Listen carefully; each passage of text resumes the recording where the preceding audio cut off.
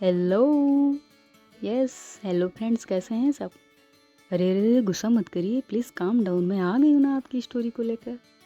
आप लोग ना मुझसे बहुत गुस्सा होंगे ना, क्योंकि मैं आपकी स्टोरी थोड़ा लेट देती हूँ। मेरे पास ना टाइम की थोड़ी कमी है, जिस वजह से आपकी स्टोरी थोड़ा लेट हो ही जाती है। तो गुस्सा थूकिए और चलिए चलते हैं स्टोरी की तरफ।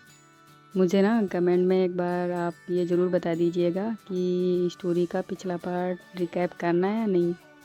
तो आज मैं स्टोरी का पिछला पार्ट रिकैप कर देती हूँ। नेक्स्ट टाइम अगर आप बोलेंगे कि किट्टू स्टोरी को थोड़ा रिकैप कर दो तो मैं कर दूँ, वरना फिर रिकैप ना करके सीधा स्टोरी को शुरू कर दूँगी। तो चलिए सुनते हैं फिर स्टोरी को।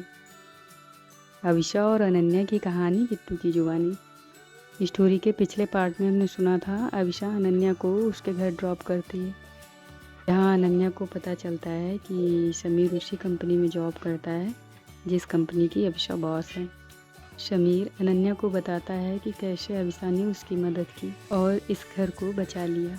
अविशा और दया धनीराम से मिलने उसके अड्डे पर जाते हैं और धनीराम को पकड़ भी लेते हैं, लेकिन अविशा पर कोई पीछे से वार करता है और धनीराम को उठा ले जाता है। चाकू का घाव गहरा था, जिसे देखकर अनन्या बहुत डर गई थी। अविशा के पेन को देखकर अनन्या को भी पेन हुआ था, और क्यों हुआ था ये आप लोग बताएंगे। अनन्या घाव पर मेडिसिन लगाती है और पट्टी करती है। अविशा अनन्या की केयर को ही नोटिस कर रही थी। वो देख रही थी कि अनन्या कैसे उसकी केयर कर रही है। अविशा की शर्ट पूरी तरह ब्लीडिंग से ख़राब हो चुकी थी, इसीलिए अनन्या उसे पहनने के लिए अपनी टी शर्ट देती है। और ये टी शर्ट अविशा पे बहुत ही अच्छी लग रही थी, बिकॉज उसने पहली बार टी शर्ट कैरी की थी और ये कलर अविशा पे बहुत ही जच रहा था। ट्रीटमेंट के बाद दया अविशा से मिलता है। अविशा दया से बोलती है कि उस धनीराम के आदमी को पाताल से भी खोज के लाओ और उसके साथ और कौन कौन मिला है उसका भी पता लगाओ। कैंटीन में बैठी नर्स आपस में ही बातें कर रही थी कि एएस आज कितनी हैंडसम लग रही है और उसकी पर्सनालिटी भी कितनी अच्छी है, और टी शर्ट क्या कमाल की लग रही है। नर्स की ये सारी बातें अनन्या सुन रही थी और गुस्सा तो उसका ज्वालामुखी की तरह बढ़ रहा था। पिछला एपिसोड यहीं तक था, अब हम सुनते हैं आगे की स्टोरी। अनन्या अपने गुस्से को बहुत कंट्रोल करती है, लेकिन उसका गुस्सा ये सब देख के कंट्रोल हो भी कैसे सकता था। अनन्या गुस्से में ही उठती है और थोड़ा लाउड बोलती है, अगर आप लोगों ने गॉसिप कर ली हो तो जाओ पेशेंट को भी देखो। डॉक्टर अनन्या को इतने गुस्से में देखकर 1 मिनट के अंदर ही सारा स्टाफ कैंटीन से बाहर निकल जाता है। अनन्या की ये लाउड आवाज़ जैसे ही अविशा के कानों में जाती है, वो तुरंत उस तरफ देखती है और अनन्या गुस्से में ही अविशा की तरफ बढ़ रही थी। अनन्या को इतने गुस्से में देखकर अविशा बोलती है, ये लड़ाकू विमान मिर्ची के जैसा लाल फेस बनाए मेरी तरफ क्यों बढ़ रही है? अब पता नहीं कौन सा पहाड़ टूटने वाला है। अविशा को ये जरा भी अंदाज़ा नहीं था कि ये लड़ाकू विमान उसी पे गिरने वाला है। और दया तो अपने खाने में इतना बिजी था कि उसे कुछ सुनाई ही नहीं दे रहा था। आपको बड़ा शौक है कि आप ये सब घूरें। अनन्या ये वर्ड इतना तेज़ बोलती है कि बेचारा दया इतना ज़्यादा डर गया था कि उसके गले में बाइट फंसी गई थी। उसकी तो समझ में नहीं आया था कि 1 सेकंड में हुआ क्या। अनन्या को इतने गुस्से में देखकर अविशा बोलती है, व्हाट, क्या क्या बोल क्या रही हैं आप? ओह, मुझे तो पता ही नहीं था कि मैं फारसी भी बोलती हूँ, जो आपको समझ नहीं आती है, क्योंकि आप तो बड़ी भोली हैं, आपको कुछ समझ ही कहाँ आता है। अनन्या क्या बोल रही है अविशा को ये कुछ समझ नहीं आ रहा था और वो चौंकते हुए अनन्या से बोलती है, what you mean miss doctor? या okay, I simply mean that. आपने ये अभी तक टी शर्ट क्यों नहीं चेंज की, क्यों नहीं गई घर चेंज करने? इसीलिए ना कि यहाँ सारी गर्ल्स आपको ही देखें, आपको ही नोटिस करें। अनन्या ये सब अविशा की आंखों में आंखें डाल के बोल रही थी और वो बस अविशा को सुनाए जा रही थी और अविशा कुछ नहीं बोल रही थी। वो बस चुपचाप बैठी अविशा के लिप्स को ही देख रही थी, जो कभी खुल रहे थे तो कभी बंद हो रहे थे। और गुस्से में बिल्कुल रेड हो चुके थे। क्या अब चुपचाप क्यों बैठी हैं, बोल क्यों नहीं रही हैं आप? अविशा बोले तो तब जब उसका ध्यान यहाँ हो। उसका ध्यान तो कहीं और था। आपको चेंज करना हो या ना करना हो, लेकिन मेरी टी शर्ट मुझे वापस दीजिए। अनन्या की इस बात पर अविशा का ध्यान थोड़ा हटा था और वो अनन्या से बोलती है, ओ हेलो, आपने ही मुझे टी शर्ट दी थी, मैंने नहीं मांगी थी। हाँ हाँ, तो वापस भी तो की जाती है। मेरे पास आपसे लड़ने के लिए टाइम नहीं है, मुझे और भी काम रहते हैं। अविशा की इस बात पर अनन्या थोड़ा चिढ़ते हुए बोलती है, हाँ हाँ पता है मुझे आपको कौन सा काम रहता है और दिख भी रहा है, और वैसे भी मैं भी फ्री नहीं हूँ आपसे लड़ने के लिए, खड़ूस कहीं की। इतना बोलकर अनन्या अपने पैर पटकते हुए कैंटीन से निकल जाती। खड़ूस वर्ड सुनकर दया को तो बड़ी हंसी आ रही थी। तुम्हें बड़ी हंसी आ रही, हंसाऊं मैं तुम्हें? नहीं बॉस, मैं तो इसलिए हंस रहा था, डॉक्टर मैडम आपको खड़ूस बोल के गई। हाँ तो अगर ठूस लिया हो तो घर चलो। बॉस मैंने क्या? चुप, एकदम चुप। बेचारा दया, उसे तो फालतू में ही डांट पड़ गई थी। शायद अनन्या का गुस्सा दया पे निकल रहा था। सॉरी यस मैम, आपको एनी ने कुछ ज़्यादा ही सुना दिया। मैं उसकी तरफ से माफ़ी मांगती हूँ आपसे। प्रियल की इस बात पर अविशा बोलती है, इट्स ओके, आप क्यों माफ़ी मांग रही हैं? एनी ना, उसे जब गुस्सा आता है तो उसे कुछ नहीं दिखता है। हाँ लड़ाकू तो है ही। जी आपने कुछ कहा? नहीं, मैं बस ये बोल रही थी कि आप माफ़ी मत मांगिए। हॉस्पिटल के मैनेजमेंट में कोई प्रॉब्लम तो नहीं है? पेशेंट की सारी मेडिसिन अवेलेबल हैं? यस मैम, अगर कोई प्रॉब्लम होगी तो मैं आपको इन्फॉर्म करूँगी। अविशा प्रियल से हॉस्पिटल के बारे में थोड़ा डिस्कशन करती है और फिर यहाँ से घर की तरफ निकल जाती है। इधर अनन्या अपने दोनों हाथों को सिर से टेक लगाए बैठी थी और बड़ी ही कंफ्यूज थी। ये मुझे क्या हो गया था? मुझे बुरा क्यों लग रहा था? क्यों नर्स की बातों पे गुस्सा आ रहा था मुझे? क्यों मैं अपने गुस्से को कंट्रोल नहीं कर पा रही थी? मुझे तो कुछ समझ ही नहीं आ रहा कि क्या हो क्या रहा है मेरे साथ। अनन्या तू पागल हो गई है। अनन्या ये सब खुद से ही बड़बड़ा रही थी और उसे तो कुछ समझ ही नहीं आ रहा था कि वो अभिशा पे गुस्सा हुई तो हुई क्यों। केबिन का गेट ओपन होता है जहाँ प्रियल आई थी। तू पागल नहीं हो गई है, तुझे प्यार हो रहा है, और प्यार होता ही ऐसा है, अच्छे खासे इंसान को पागल कर देता है। क्या? प्रियल कभी तो कुछ सोच के बोला कर। प्यार, वो भी मुझे, और वो भी उस खड़ूस के साथ, कभी नहीं हो सकता। अच्छा, प्यार नहीं था तो वो क्या था? जब सारी नर्स एएस को घूर रही थी, उसे नोटिस कर रही थी, तो तुझे क्यों गुस्सा आया? क्यों तू जेलस हुई? जेलसी इंसान को तो प्यार में ही होती है ना। एनी तू कुछ भी मत बोला कर। अच्छा तो मैं फालतू में बोल रही हूँ, मैं कुछ भी बोल रही हूँ। तो ये तू बता, तुझे क्यों गुस्सा आया? क्यों तुम्हें वो अच्छा नहीं लग रहा था जब नर्स अविशा को घूर रही थी? और अगर मैं कुछ भी बोल रही हूँ तो जब एएस को चाकू लगा था तो पेन तो उसे हो रहा था, तेरी आंखें क्यों नम थी? क्यों तू एएस का पेन नहीं देख पा रही थी? इसीलिए ना, क्योंकि तुझे उससे प्यार है एनी, प्यार। प्रियल तू ये क्या बोल रही है? मुझे तो कुछ समझ में नहीं आ रहा। इतना बोलकर अनन्या फिर से जाकर अपनी चेयर पे बैठ जाती है। प्रियल एनी के पास आती है और उसे समझाते हुए बोलती है, देख एनी, तू क्यों नहीं एक्सेप्ट करना चाहती है कि तुझे भी प्यार हो सकता है? प्यार तो जिससे होना होता है वो हो जाता है ना। और फिर एएस तो बहुत ही अच्छी पर्सन है, वो सबका कितना ध्यान रखती है, सभी की हेल्प करती है। तुझे इससे अच्छा पार्टनर कभी नहीं मिल सकता। और फिर क्यों तू अपनी फीलिंग को दबा रही है? यही सवाल तू खुद से करके देख कि क्या तू एएस के लिए कुछ भी फील नहीं करती? एनी, मैं जो तुझसे कह रही हूँ तू बस एक बार उस बारे में सोच। प्रियल तू जैसी खुद है मुझे भी वैसी कर देगी। पर एनी एक बार तो नहीं, ना ही कुछ कहना है इस बारे में और ना ही कुछ सोचना है, और मुझे पेशेंट का ऑपरेशन करना है तो मैं जा रही हूँ। अनन्या इतना बोलकर केबिन से निकल जाती है। प्रियल अनन्या को जाता हुआ देखकर बोलती है, एनी तू अभी अपनी फीलिंग को एक्सेप्ट नहीं कर रही, लेकिन कहाँ तक इग्नोर करेगी? तुझे अपनी फीलिंग एक्सेप्ट करनी ही पड़ेगी, क्योंकि ये फीलिंग्स हैं। और इसे हम चाह के भी इग्नोर नहीं कर सकते। अभिषा एक न्यू फ्लैट पे जाती है जो कि उसका ही था। ये फ्लैट कस्बे से थोड़ा बाहर था और यहाँ ना तो कोई शोर था और ना ही किसी को आने जाने की कोई जल्दी। बहुत ही शांत जगह थी ये। अभिषा को लाइफ से जब भी कोई शिकायत होती या वो जब भी परेशान होती तो उसको सुकून बस यहीं मिलता, इसी शांत सी जगह पर। दया कार फ्लैट के सामने रोकता है। अभिषा कार से उतरती है और दया से बोलती है, तुम यहीं वेट करो, मैं अभी आई। Okay boss. इतना बोलकर अभिषा फ्लैट के अंदर चली जाती है। अभिषा ड्रॉर से एक शर्ट निकालती है और उसे पहन लेती है।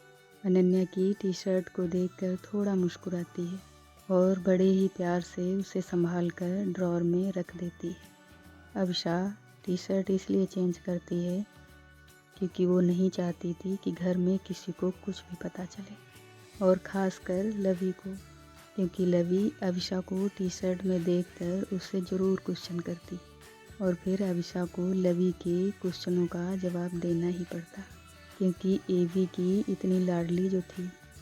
अभिषा आके कार में बैठती है और दया कार को स्पीड देकर सीधा लवी के कॉलेज पहुंच जाता है और ये तीनों कार में बैठते हैं और कार सीधा घर की तरफ निकल जाती है। रास्ते में लवी अभिषा से पूछती है, एवी क्या बात है, आज आप मुझे कार से लेने आए हो? हाँ, मैंने सोचा कि अपनी बहन को आज कार से ले चलते हैं। एवी झूठ क्यों बोल रहे हो आप मुझसे? अरे बाबा, ऑफिस का काम था इसीलिए। हाँ तो ऐसा बोलो ना कि आप मुझे कार से लेने नहीं आए, अपने ऑफिस के काम से इधर आए थे। लवी, मैं अपनी बहन को ही तो लेने आई हूँ कार से। और सुन, कल से दया आपको कॉलेज ड्रॉप करेगा और लाएगा भी। नहीं एवी, मैं दया के साथ कॉलेज नहीं जाऊँगी। आप क्यों नहीं जा रहे हो मेरे साथ? आप मुझे क्यों नहीं ड्रॉप करोगे? हमेशा तो आप ही कॉलेज ले जाते हो ना मुझे। लवी, 2-3 दिन के लिए मुझे बाहर जाना पड़ेगा, इम्पोर्टेंट मीटिंग्स हैं इसीलिए। और फिर 2-3 दिन की ही तो बात है, फिर मैं अपनी बहन को उसके कॉलेज खुद ही ले जाऊंगी, है ना? सो 2-3 दिन तुम दया के साथ चली जाना, ओके? हाँ लवी बेबी, मुझ में क्या कांटे लगे हैं जो आप मेरे साथ नहीं जाओगे? आप चुप करो दया, मैं अपनी एवी से बात कर रही हूँ, आपसे नहीं। पर एवी, आप जल्दी आओगे ना? मुझे ना आपके बिना अच्छा नहीं लगता। अरे हाँ बाबा, मैं जल्दी आ जाऊंगी। और मुझे भी अपनी बहन के बिना कहाँ ही अच्छा लगता है कहीं। और ऐसे ही ये तीनों घर पहुंच जाते हैं। माँ काउच पर बैठी थी। लवी जाके पीछे से माँ को हग कर लेती है। आ गई शैतान। माँ, कैसे आप जान जाते हो कि मैं ही हूँ? कैसा गया आज तेरा कॉलेज का दिन? बहुत अच्छा गया माँ, लेकिन मैंने आपको बहुत मिस किया। अच्छा, और माँ पे मस्का क्यों लग रहा है तेरा? माँ, आप तो बहुत इंटेलिजेंट हो, फट से जान जाती हो। आपको तो मेरे साथ कॉलेज चलना चाहिए माँ। बस भी कर तू, अब इस उम्र में मैं कॉलेज जाऊँगी। अच्छा बता, क्यों मस्का लग रहा था तेरा? माँ, आप एवी से बात करो ना शादी के लिए, क्यों नहीं कर रही वो शादी? मुझे भी भाभी चाहिए। हाँ, मैं भी चाहती हूँ कि वो शादी कर ले। जिम्मेदारियाँ उठाते उठाते थक गई है वो। उसके पास भी कोई ऐसा होना चाहिए जिससे वो अपने दिल की बात कह सके। लेकिन इस बार मैं अभिषा से बात करूँगी भी और उसे समझाऊँगी भी। थैंक यू सो मच माँ। अरे थैंक यू क्यों बोल रही है? मैं भी तो चाहती हूँ कि उसका घर बस जाए, वो हमेशा खुश रहे। माँ, कल वो डॉक्टर आई थी, आपने देखा था ना? कितनी सुंदर हैं। आपको कैसी लगी वो? हाँ हाँ, मुझे भी बहुत अच्छी लगी और बहुत ही संस्कारी है। हाँ माँ, तो आप एवी से डॉक्टर के बारे में बात करो ना। हाँ हाँ, मैं करती हूँ। अब जा, तू कॉलेज से आई है, पहले फ्रेश हो ले। लवी माँ के चीक्स पर किस करती है और अपने रूम की तरफ निकल जाती है। माँ थोड़ा चिंता करते हुए खुद से ही बोलती है, मैं भी चाहती हूँ कि मेरी बेटी का घर बस जाए, मेरी बेटी को बहुत सारा प्यार करे और उसे हमेशा खुश रखे। अभिषा को रूम की तरफ जाता देखकर माँ उसे अपने पास बुलाती है। अभिषा आकर वहीं माँ के पास काउच पर बैठ जाती है और बोलती है, हाँ माँ, क्या हुआ?